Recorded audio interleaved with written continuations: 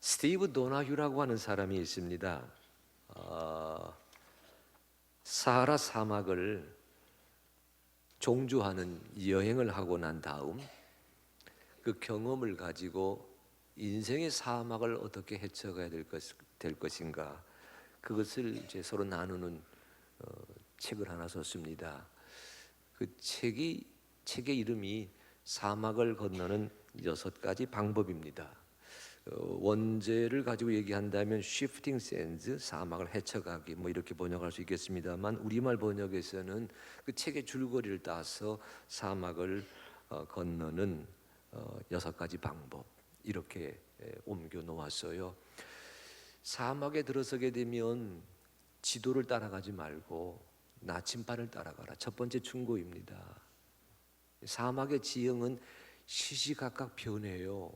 모래, 전후 좌우 어디를 봐도 모래거든요. 아무리 높은 모래산이 있어 하더라도 모래바람이 불면 그 다음 날은 평지가 되고 말아요. 이런 모습입니다. 한번 보여주실래요? 예, 저런 평지였다가도 바람이 불게 되면 저기에 산이 세워져요. 그러니까 사막을 드러내는 지도는 사막을 여행하는 사람에겐 아무 쓸데가 없습니다. 나침반을 보고 가라. 북극성을 보고 가라. 그리스도 예수를 보고 가라. 그런 충고이지요. 두 번째는 사막을 여행하는 사람들은 오아시스를 만나면 반드시 쉬어가라. 쉼터에서 재충전하지 아니하면 사막을 헤쳐갈 수 없다는 충고입니다. 쉴 줄 알아야 다음 여정에 나설 수 있다는 도움이에요. 빨리 가려고 하지 말고 제대로 가라. 스티브 도나휴는 사륜구동 4휠 드라이브를 타고 여행했습니다.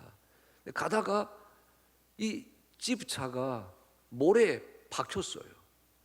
엑셀레이터를 막 밟습니다. 점점 모래 더미로 차가 빠져들어가는 거예요. 난감했어요. 어떻게 해야 되지?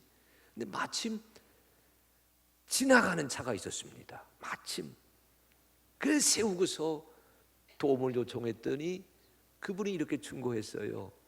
자동차 타이어에 바람을 빼세요.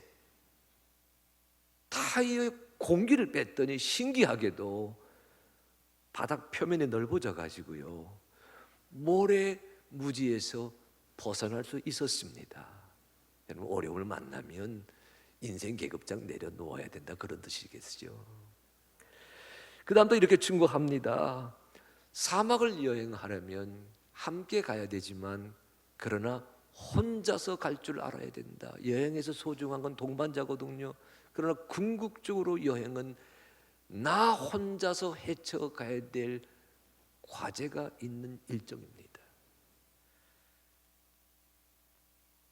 캠프파이어에서 멀어지라, 이런 충고도 했어요. 그게 무슨 소린가? 여러분, 사막을 여행하다 보게 되면 낮에는 뜨겁습니다. 섭씨 40도 가까이 올라가요.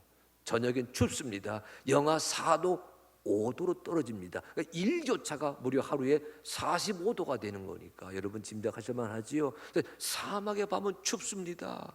그리고 여러분, 하늘에는 별들이 쫙 보이지만 그러나 사방으로는 한 치 앞을 내다 볼 수 없는 깜깜한 흑암입니다. 거기에 텐트를 치고 머무는 거거든요. 작은 랜턴 하나를 밝혀 놓았습니다. 그런데 사막에 켜놓은 랜턴은 때로는 위험 신호가 된다는 주문이에요. 유목민들이 그 불빛을 보고서 찾아간답니다. 장막을 덮치는 거지요.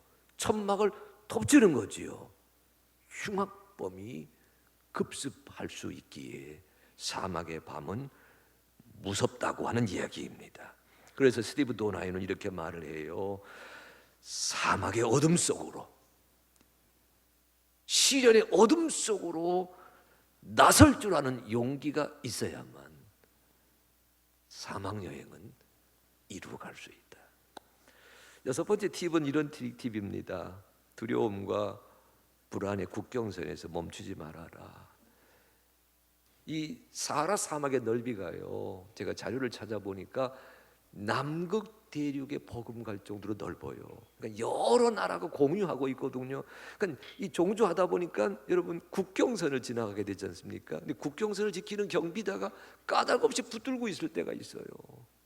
그럴 때 붙들리면 언제 어떤 모습으로 돌아올 줄 모르니까 일행에서 떨어지지 말고 과감하게 달 줄 알아야 된다, 이런 충고를 해서 실제로 붙잡혔는데 자동차가 출발할 때 한 사람이 뛰어와서 동승함으로 말미암아 위기를 벗어나게 되었다고 얘기하더라고요. 두려움과 불안의 국경선에서 멈춰서는 안 된다, 뭐 이런 주문을 했던 책이 스티브 도나이가 쓴 사막 헤쳐가기라고 하는 글입니다. 오늘 본문의 주인공 모세가 바로 사막을 헤쳐가려는 들머리에 서 있는 사람입니다. 성경에서는 광야라 그러지요. 광야를 우리식의 용어로 바꾸어 얘기하게 되면 암석 사막, 자갈 사막, 그렇게 표현할 수가 있습니다. 광야는 3분의 1쯤은 황무지이고 3분의 1쯤은 모래사막이고 또 나머지 3분의 1은 자갈과 암석 투성이입니다. 오늘 성경 본문의 모세가 지금 사막요, 광야로 들어서는 여정에 나서고 있어요. 본문의 배경은 이스라엘이 애굽 땅을 나와 가지고 시내강과 시내산에 2년 동안 머무르면서 하나님의 사람이 되는 훈련을 받았던 장면입니다. 더 이상 땅에 속한 자가 아니라 하나님의 백성에 되어 살겠노라고 다짐했던 그 긴 하나님의 가르침, 그 말씀에 대한 순종의 이야기가 민수기 1장 10장 속에 들어가 있어요. 그 말씀이 끝나고 난 다음, 그 레슨이 끝나고 난 다음 이스라엘 자손은 모세의 지도를 따라 다음번 목적지 시내 광야를 떠나 바란 광야, 신 광야를 거쳐서 모압 평지 가나안까지 가는 여정에 나서게 되는 순간입니다. 오늘 본문의 배경은 시내산을 떠나서 가나안까지, 이런 프레임이지요. 그런데 오늘 본문 29절 말씀 보게 되면 분위기가 조금 다릅니다. 여러분 10장 29절 같이 한번 읽어보실까요? 10장 29절. 자, 시작. 제가 모세의 장인 미디안 사람 루엘의 아들 호밥에게 이르되 여호와께서 주마하신 곳으로 우리가 행진하나니 우리와 동행하자. 그리하면 선대하리라. 여호와께서 이스라엘에게 복을 내리라 하셨느니라. 여러분 민수기 10장 11절을 보면 바로 앞입니다. 구름이 성막에서 떠오르는 것을 보는 순간 이스라엘 12자손들이 하나님의 군대가 되어서 일사불란하게 질서정연하게 보모도 당당하게 걸음을 움직이며 바란 광야로 나서고 있었어요. 그게 민수기 10장 11절로 28절의 모습입니다. 하나님은 그렇게 헤쳐가라 그러셨어요. 광야를, 인생의 광야를, 여러분 20대라고 하는 삶의 광야를, 30대라고 하는 삶의 사막을, 40, 50대라고 하는 인생살이의 모험의 현장을 민수기 10장 11절 28절 말씀은 하나님의 군대답게 하늘에는 하나님이 보여주시는 구름 기둥이 있고 그 구름 기둥을 제사장이 나팔 소리로 알리면 12지파가 3지파씩 연결되어 한 부대를 편성하고 보무도 당당하게 행진에 나가라고 하는 그런 말씀, 그 실천이 10장 11절로 28절 속에 이루어지고 있었어요. 분명히 성경에서 여러분 기억하실 것은 시내 광야 시내산을 떠나 다음번 광야 목적지 가나안까지 가는 이 사람들은 하나님의 군대답게 하나님의 신호를 따라 이 땅을 헤쳐가는 거룩한 딸과 아들이다 라고 하는 메시지가 민수기 10장 28절까지 새겨져 있습니다. 그런데 29절 들었으니까 분위기가 갑자기 달라져요. 지금 여러분 읽지 않았습니까? 모세의 장인 미디안 사람 르우엘의 아들 호밥에게 이르되, 모세가 모세의 장인에게 뭐라고 말하고 있어요? 우리와 동행하자. 그리하면 선대하리라. 아니, 하나님이 인도하신다고 말씀해 주셨는데, 하나님이 갈 길을 보여준다고 구름의 상징으로 말씀해 주셨는데, 모세가 갑자기 자기 장인에게 우리와 동행하자, 우리가 우리가 후하게 대접해 드리겠습니다 라고 얘기하는 거예요. 모세의 장인이 가지 않겠다 합니다. 그러니까 여기 31절 읽어봅니다. 모세가 또다시 청원합니다. 자, 민수기 10장 31절 같이 읽어봅니다. 자, 시작. 모세가 이르되 청하건대 우리를 떠나지 마소서. 당신은 우리가 광야에서 어떻게 지실지를 아나니 우리의 눈이 되리이다. 우리의 눈이 되어주세요. 보세요. 당신은 광야에서 어떻게 진을 칠 줄을 아나니 우리의 눈이 되어주세요. 우리의 길잡이가 되어주세요. 우리의 가이드가 되어주세요. 우리의 내비게이션이 되어주세요 라고 지금 모세가 모세의 장인에게 요청하고 있습니다. 하나님께서 모세를 통해서 광야를 여행하려면 진영을 어떻게 갖추어야 된다 말씀해 주셨다고 제가 설명하지 않았어요. 그리고 광야길을 헤쳐갈 때에 하나님이 어디로 가야 된다고 하는 것을 구름과 불의 상징으로 제시해 주셨다고 말씀하지 않았어요. 민수기 10장 11절 보게 되면 실제로 구름이 성막에서 떠오르는 것을 보면서 이스라엘 자손들이 보무도 당당하게 발걸음을 움직여 갔습니다. 그런데 모세가 그렇게 나섰다가 자기 눈앞에 장인이 서 있는 것을 보는 순간 마음이 달라졌어요. 우리의 눈이 되어주세요. 우리의 길잡이가 되어주세요. 이 광야의 길 안내자가 되어주세요. 이 광야 생활의 장막을 어떻게 칠 줄 당신이 하시오니 우리의 도우미가 되어주세요. 하늘의 하나님이 아니라 인간살이에 친척에게, 가족에게 내 삶의 의지처가 되어달라고 요청하고 있습니다. 이것이 오늘 본문에서 만나는 모세의 첫 번째 이미지입니다. 네, 여러분, 이 모세 이미지를요 성경시대 그 모세 이미지라고만 단정하지 마십시오. 오늘 우리 자신의 자화상이 어쩌면 여기에 반영되어 있습니다. 우리도 주님 안에서 예수 만났습니다. 거듭났습니다. 물과 성령으로 새로워졌습니다. 하나님의 나라 백성 되어 살겠다고 다짐해서 한 걸음 두 걸음 10년 20년 30년 40년 살아오지 않았어요. 그런데 살다 보니까 사막이라고 하는, 광야라고 하는, 시련이라고 하는, 시험이라고 하는 뜻밖의 환경이 내 앞에 펼쳐지기 시작했습니다. 어떻게 헤쳐가지? 어떻게 건너가지? 어떻게 지나가지? 그런데 그 순간 아버지가 있어요, 어머니가 있어요, 친척이 있어요, 보수가 있어요, 상사가 있어요, 돈 많은 사람이 있습니다, 권세 많은 사람이 있습니다, 명예로운 사람이 있습니다, 국회의원이 있습니다. 유명한 사람이 내 앞에 딱 나타나는 거예요. 그럴 때 우리는요 하나님 잊어버리고 그 사람에게 도움을 요청합니다. 하나님 말씀 내려놓고 그 사람의 경험과 경륜과 물질과 배경에 의지하려고 합니다. 그러니까 여러분, 여기 본문의 모세 얘기가 그 모세 얘기가 아니고 옛사람 모세, 우리 이야기입니다.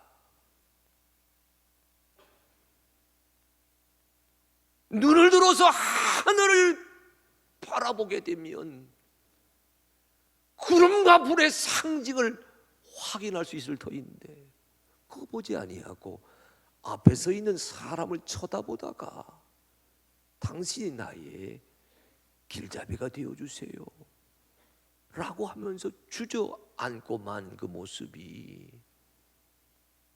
오늘 우리의 자화상을 수 있다, 그런 얘기입니다.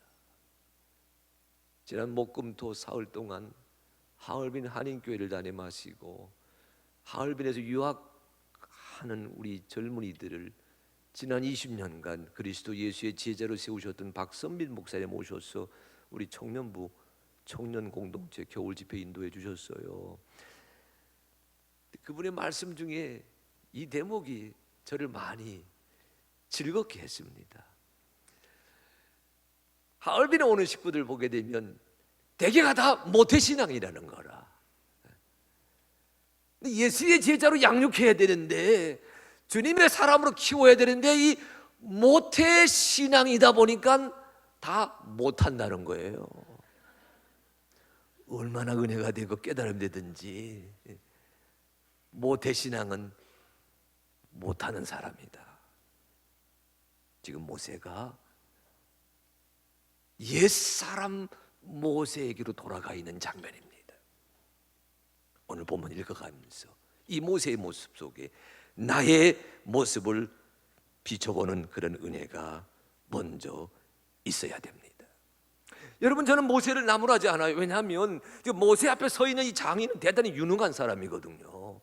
직업이 제사장입니다. 여러분, 오늘날 우리 식으로 말하면 제사장 하면 종교인이잖아요. 근데 그 시대의 스탠다드, 그 시대의 기준으로 보게 되면 제사장 하게 되면 여러분 재정일치 사회였으니까 리더십이 그에게 있었습니다. 한 나라를 다스리고 한 부족을 통치하고 한 가정에 종교적 근간을 세워가는 리더십이 그에게 있었어요. 유능한 사람입니다. 성경 보게 되면 모세의 장인은요 대단한 갑부였습니다. 모세가 40살에 피난 갔거든요. 그리고 40년간 그 땅에서 양을 쳤는데 누구의 양을 쳤어요? 장인의 양을 쳤습니다. 40년간 장인의 그 양떼를 다 돌보고도 부족했다는 얘기예요. 엄청난 재산을 지니고 있었습니다. 그러면서도 이 모세의 장인은요 가족을 향한 사랑이 남달랐어요. 모세가 하나님의 명을 받고서 애굽으로 내려갔습니다. 출애굽을 역사 이끌어 가잖아요. 그런데 성경에 나와 있지 않은데 18장 성경 보게 되면 모세가 갈 때는 같이 갔는데 출애굽 역사를 감당할 때는 가족을 나귀 태워서 돌려보낸 모양이에요.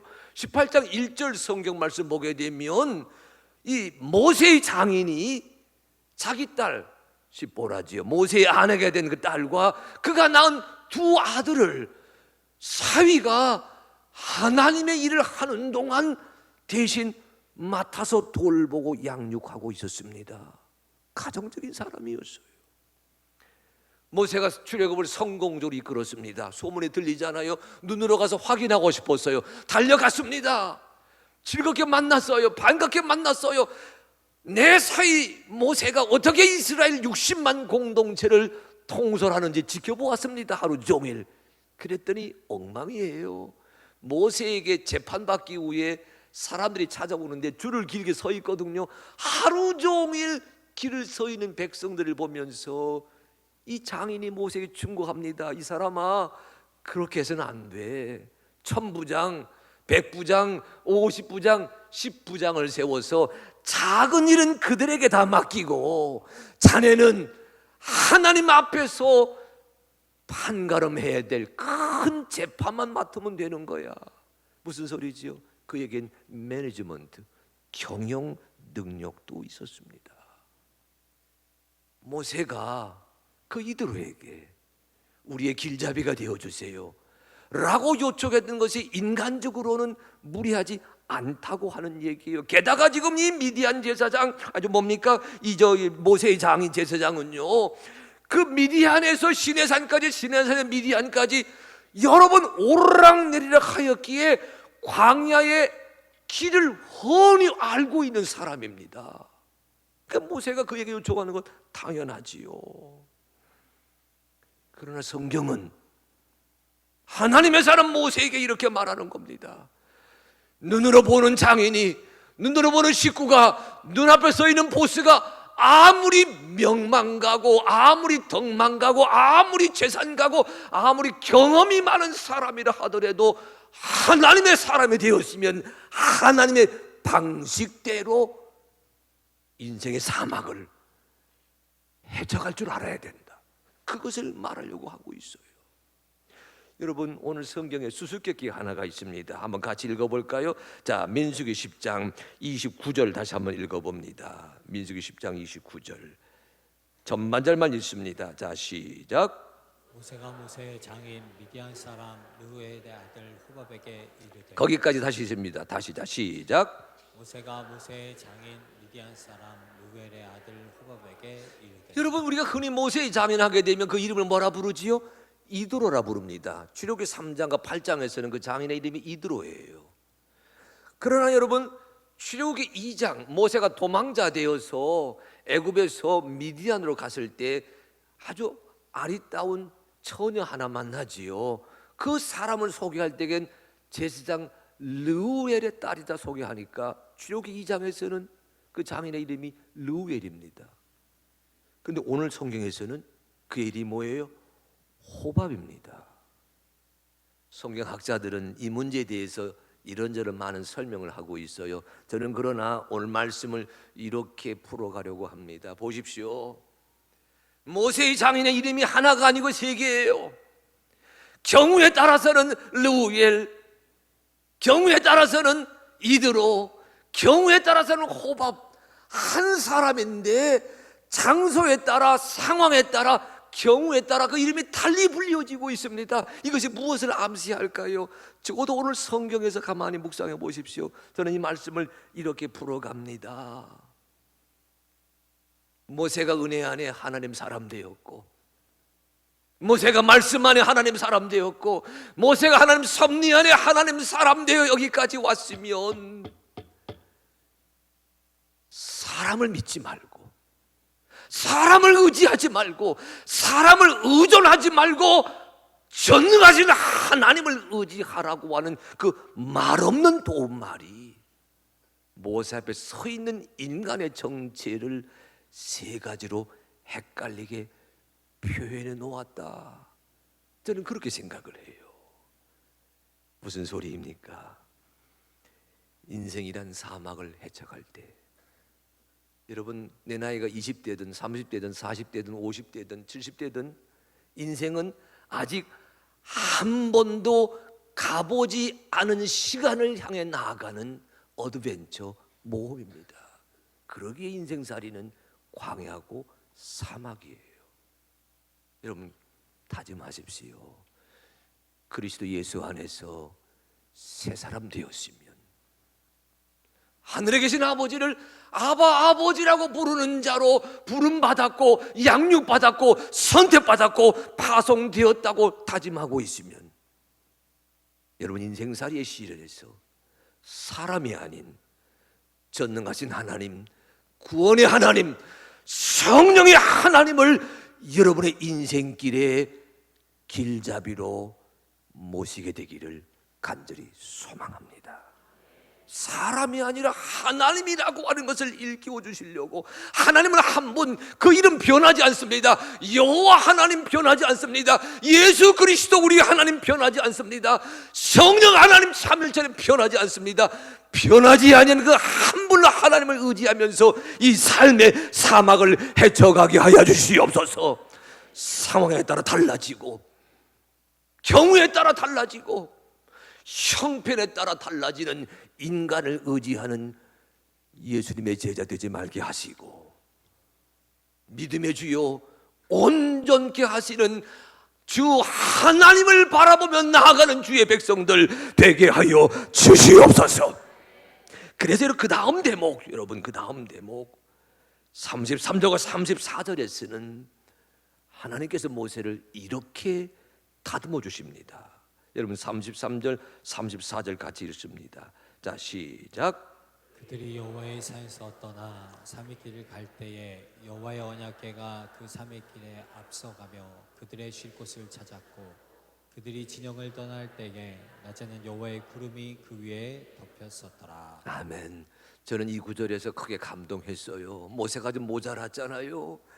새 사람 모세인 줄 알았더니 옛 사람 모세가 되어서 인간적인 정리로 내 장인에게 도와달라고 요청하는 부끄러운 모습이었잖아요. 그런데 우리 하나님은 그의 허물을 탓하지 않으시고 그의 모자람을 책망하지 않으시고 그의 부족함을 나무라지 않으시고, 보세요, 모세 앞에, 이스라엘 자손 앞에 여호와의 언약궤가 출발하면서 이스라엘의 갈 곳을 마련하여 주셨습니다. 여러분 따라하시기 바랍니다. 여호와의 언약궤.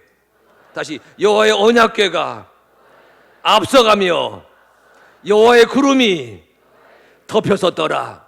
다시, 여호와의 언약궤가 앞서가며 여호와의 구름이 보호해 주셨더라. 여러분, 하나님은 그 모세를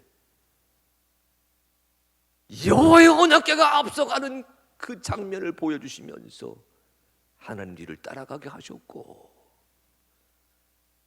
사람 바라보다가 하나님의 말씀을 잠깐 잊어버렸던 그 모세를 주님께서는 여호와의 구름으로, 사랑의 구름으로 덮어주시면서 내가 너와 함께한다, 임마누엘의 그 은혜를 베풀어 주고 계십니다. 여러분, 그 모세가 아니라 이 모세라 그랬습니다.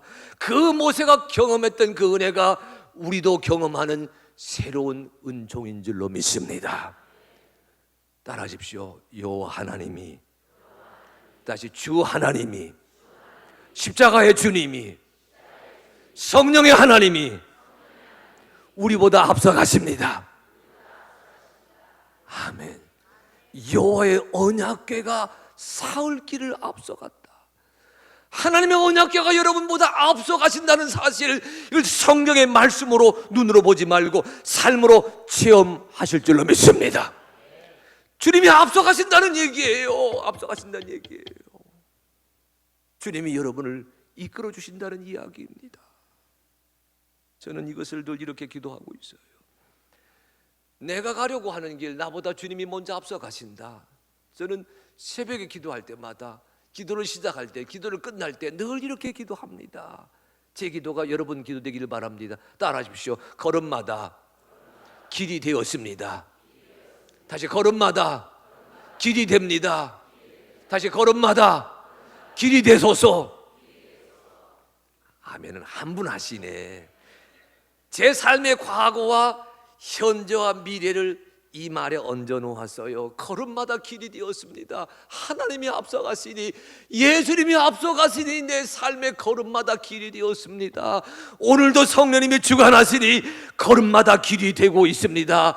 내일도 성삼위 하나님의 인도하시니, 앞서가시니 걸음마다 길이 될 줄로 믿습니다. 여러분, 이 감격, 이 감동을 한 주간 부여 안고 살아가는 하늘빛 식구 되시기를 간절히 소망합니다. 옆에 계신 분에게 손은 잡지 말고 축복합니다. 자, 당신의 걸음마다 길이 됩니다. 아니, 저는 아멘 참 잘하는 목사인데, 아니 어떻게 담임 목사는 아멘 하는데 교인들은 아멘. 다시 합니다. 걸음마다 길이 됩니다. 아멘. 여러분 얼굴 한번 보세요. 이 처제 아시잖아요. 끼리끼리 다 아는 거거든. 처제 아시잖아요. 축복합니다. 당신의 걸음마다 길이 됩니다. 아멘. 십자가가 앞서갑니다. 언약하게 앞서갑니다. 말씀이 앞서갑니다. 하나님의 섭리가 앞서갑니다. 여러분, 광야 같은 사막을 만났다고 주저앉지 마세요. 인간 찾아가지 마세요. 주 하나님이 길을 내 주실 줄로 믿습니다. 우리 하늘빛 식구들의 신앙 간증이, 주여 걸음마다 길을 내셨음을 내가 고백합니다, 이런 신앙 간증의 주인공 되시기를 간절히 소망합니다. 제가 몇 주 전에 말씀 전하다가 나누었던 한 사람 얘기를 한 번 더 하려고 그래요. 마틴 슐레스케. 이번에는 여러분 그분의 모습을 사진으로 준비했습니다. 보여주시겠어요? 예. 먼저 오른쪽에 있는 사진 보시게 되면 한 장인이 바이올린 울림통을 제작하는 그림입니다. 조금 잘 못 나왔는데 책에 있는 걸 스캔 받아서 하다 보니까 글이 되었습니다만, 제가 저 사람을 알게 된 것은 옆에 있는 그림 가뭄비 나무의 노래라고 하는 책에서 만났습니다. 마틴 슐레스케 1965년생입니다. 나이 짐작하시겠지요. 7살 때부터 바이올린 쳤습니다. 그런데 독일식의 교육이겠지요. 연주자의 길이 아닌 바이올린 제작자의 길에 나서도록 부모가 인도했어요.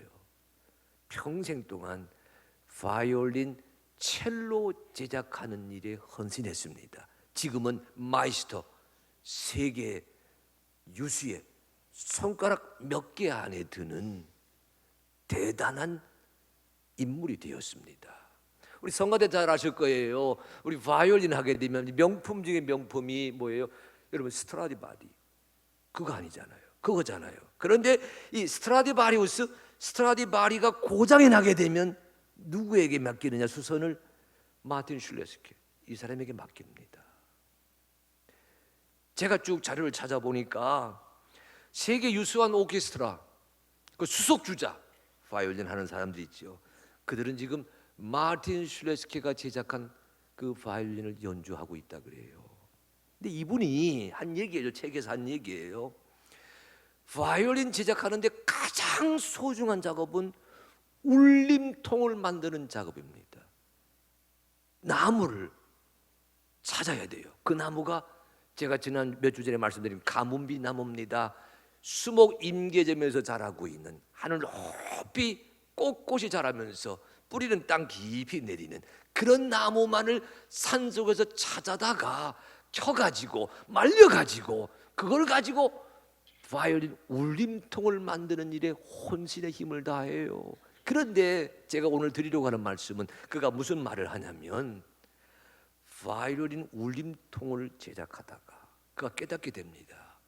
주님, 내가 하나님의 울림통, 하나님의 악기가 되게 하여 주시옵소서.